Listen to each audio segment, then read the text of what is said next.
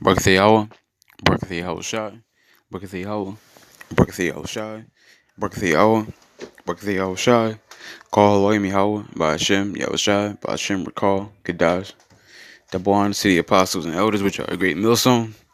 Peace and blessing to the sincere Aki on pushing his truth and sincerity, and diligently putting the videos up throughout the week to feed the sheep. This one call off on the Trump in the VA camp, and I'm gonna get right into it.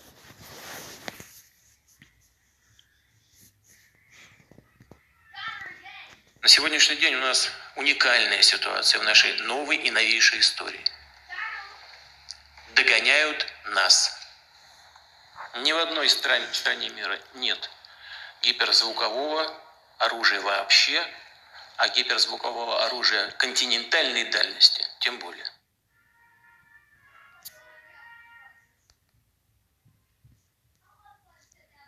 Оружие континентальной дальности тем более. So Trump is, Putin is doing some flexing right now. He said nobody fucking with us with the missiles. At the hypersonic missiles, nobody. Not even the U.S.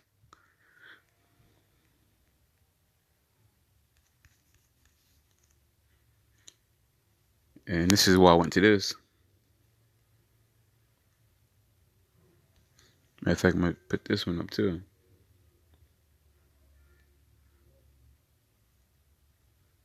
Putin, he basically dropped that one yesterday.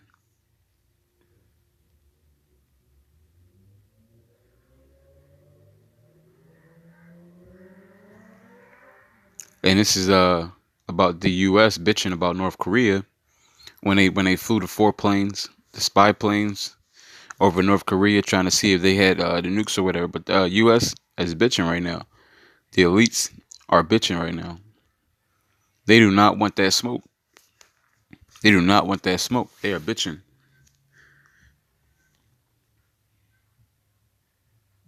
To the Senate and U.S. officials tonight bracing for new aggression after North Korea's ominous warning of a Christmas gift, and today deploying 4 American surveillance planes over the Korean peninsula, according to South Korean media reports. The Pentagon has not responded to NBC News' request for comment. It comes as there's increasing concern over what Pyongyang's plotting, like perhaps a long-range missile launch soon. That hasn't happened since 2017, when Kim stopped testing those rockets during a window of diplomacy with President Trump. He's a very talented man.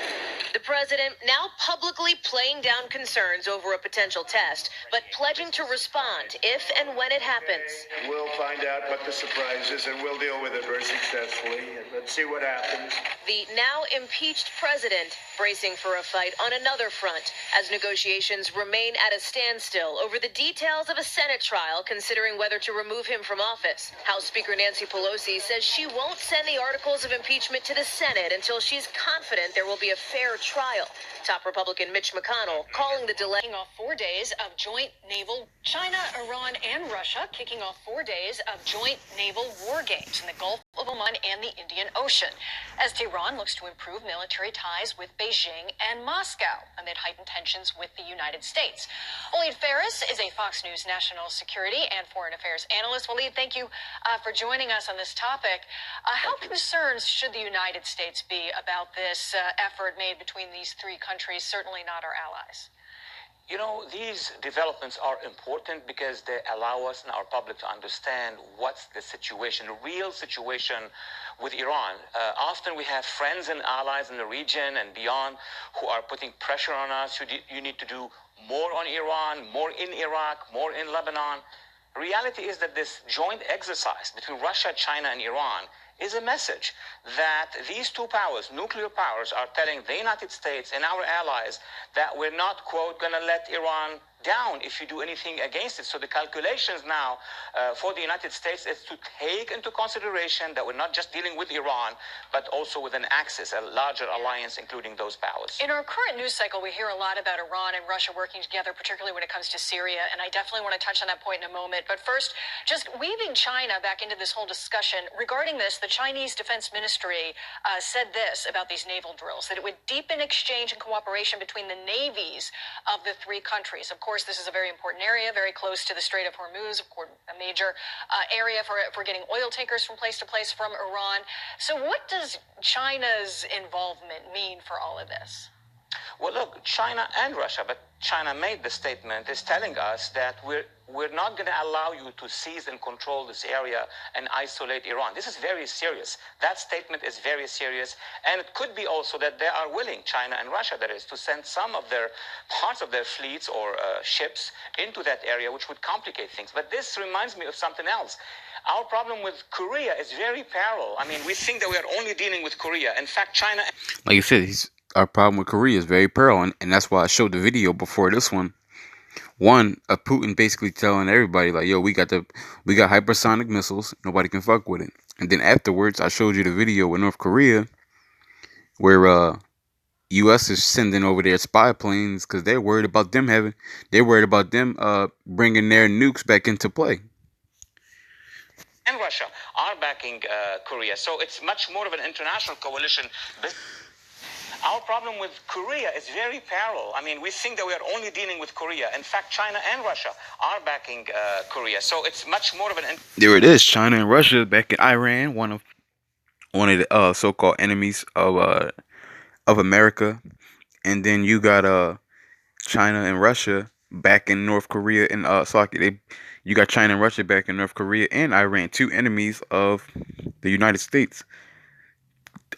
So that they want to basically bring under subjection. And China and Russia, they teaming up, and they're like, nah, we not having this. And we know China is happily getting involved because of all the sanctions and the Huawei and all that other stuff. And Russia and Putin, they definitely want parts because they want to be the number one superpower. Matter of fact, China does too. Okay. But China and Russia both know they got to get America off the table first. International coalition business that we're dealing with now.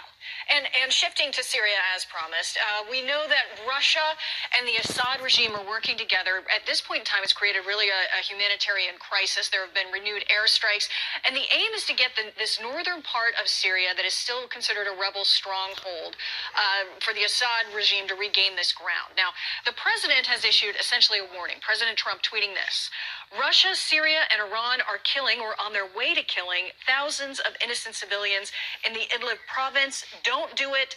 Turkey is working hard to stop the carnage. So, Waleed, how hard is Turkey working, and does this warning from the president have teeth right now? Well, that's the whole question. The president is really messaging President Erdogan, and is telling him basically that Iran and Assad and Russia, of course, are moving to take back that area, and to put it back under the Assad regime. There will be hundreds of thousands, not millions, of civilians who will flee.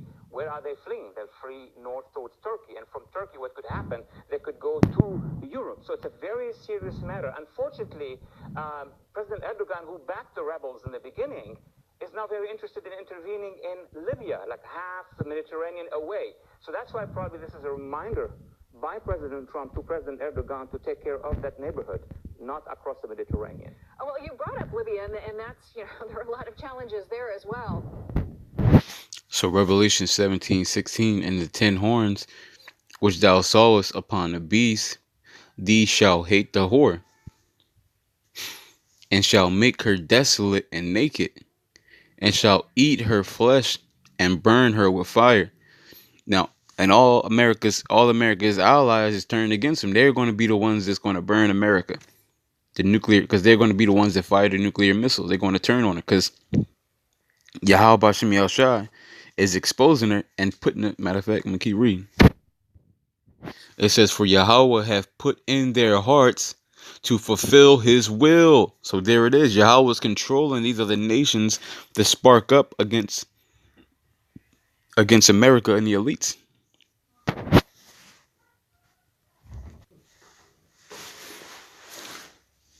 It's like you say, Revelation 17:17, for Yahweh hath put in their hearts to fulfill his will. And we know the will Yahweh Shem Yahushai is America to be destroyed off of the face of the earth.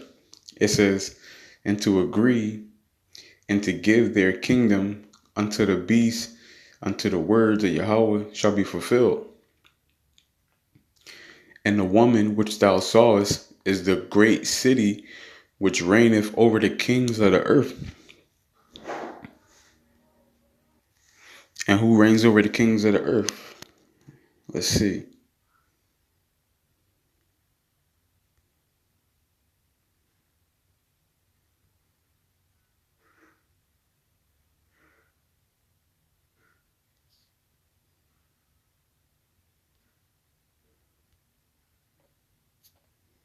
Revelation 13:7. It was given unto him to make war with the saints and to overcome them. And power was given him over all kindreds and all tongues and nations, and upon all that dwell upon all that dwell upon the earth shall worship him. So who's these people? Who are they worshiping? And who also made war with the saints? The Edomites. The Edomites are being worshipped by everybody. The Edomites are above everybody. Everybody wants to be like the Edomites. Everybody's friend with the Edomites. Everybody's afraid and worship the Edomites. This is who this is about. Okay, he was given to make war with the saints and to have power over all the kindreds of the earth. And that was his blessing that he got from Yahweh Shai as he was Isaac. So it says,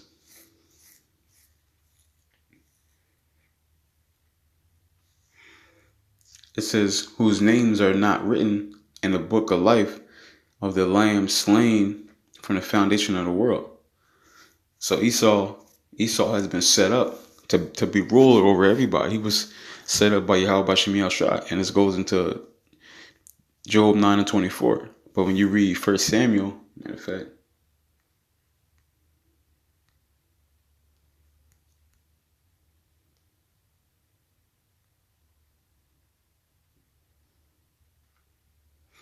First Samuel 2:7, Yahweh make it poor and make it rich. He bringeth low and lifteth up. So Yahweh Bashem Yahshua, he's controller. He lifts up and puts down. And he put up Esau, and now it's time to put down. It's time for his time is coming to be put down. His reign is over.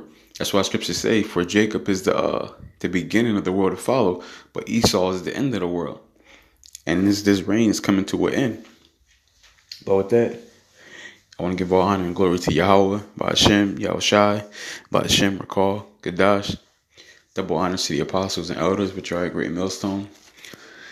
Peace and blessing to the sincere Akim, pushing his truth and sincerity, and diligently putting up videos throughout the week to feed the sheep.